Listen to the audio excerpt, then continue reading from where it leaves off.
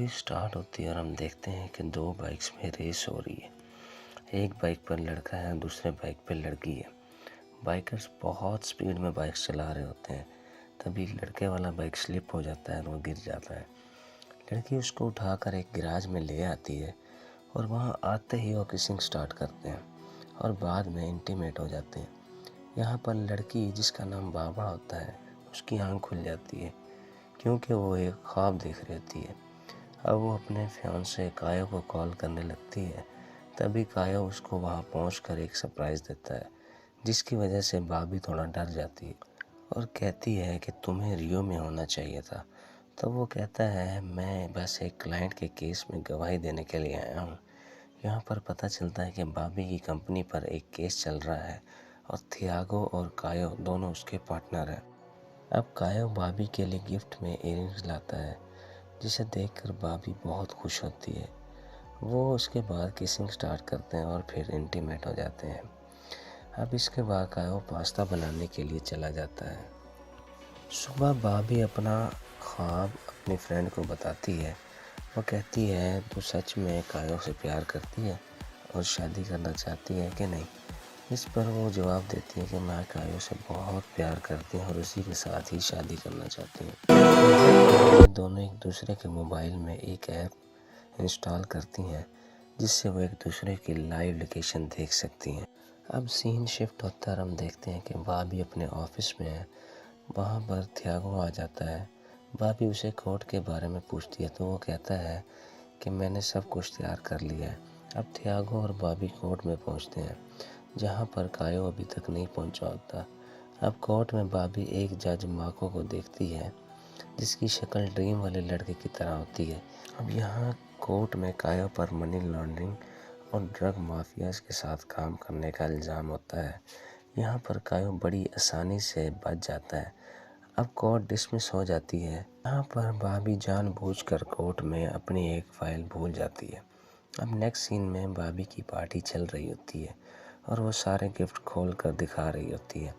इतने में उसे एक बॉक्स मिलता है जिस पर नाम नहीं लिखा होता, और जब वो खोलती है तो उसमें कायो की किसी और लड़के के साथ पिक्चर्स होती हैं। भाभी को बहुत दुख होता है और वो अपने दोस्त और थियागो के साथ मिलकर उसके ऑफिस में जाती हैं। वहाँ पर उसे पता चलता है कि वो 2 साल से उसे धोखा दे रहा है। इसके बाद भाभी ऑफिस की हालत ख़राब कर देती है और वापसी पर अपने साथ उसका लैपटॉप ले आती है। अब भाभी कायो की सारी पिक्चर्स को जला देती है। देने के बाद भाभी कई दिन तक अपने आप को घर में बंद रखती है, लेकिन कुछ दिन बाद भाभी की फ्रेंड उसके घर आ जाती है और उसे पार्लर ले जाती है। अब जब भाभी ऑफिस आती है तो वो बिल्कुल नई भाभी होती है। यहाँ पर भाभी कायो को बिजनेस से निकालने के लिए थियागो से बात करती है, लेकिन थियागो कहता है कि तुम्हें पर्सनल और प्रोफेशनल लाइफ का मिक्स नहीं करना चाहिए। इसी दौरान भाभी को कोर्ट से फ़ोन आता है कि उसका फ़ोल्डर मेरे पास है, तो आप आके उसे ले जाओ। भाभी जब कोर्ट जाती है तो क्या देखती है कि उसका फ़ोल्डर मार्को के पास है।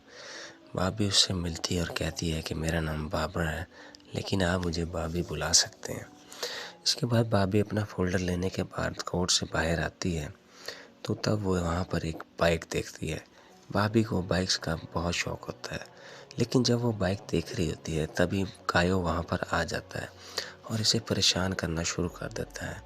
लेकिन ऐन इसी वक्त मार्को वहाँ आ जाता है और भाभी कायो को वहाँ से जाने के लिए कहती है और फिर वो दोनों एक बार में जाते हैं। यहाँ पर मार्को की नज़र एक लड़की पर पड़ती है और वो वहाँ से चला जाता है। भाभी भी कैब से घर वापसी आ रही होती है और अपनी फ्रेंड पैटी को सब कुछ बताती है। अब जब भाभी घर पहुँचती है वो देखती है कि घर की हालत ख़राब है। वो थियागो को कॉल करती है और घर बुला लेती है। भाभी को लगता है कि ये सब कुछ कायो ने किया है, क्योंकि आज वो कोर्ट के बाहर उसे मिला था और मार्को ने उसे वहाँ से भगा दिया था। यहाँ पर थियागो भाभी को जज से दूर रहने की मशवरा देता है और कहता है कि मैं हमेशा तुम्हारे साथ रहूँगा, और तभी वो भाभी को किस कर देता है। लेकिन यहाँ पर भाभी रुक जाती है और थियागो वहाँ से चला जाता है।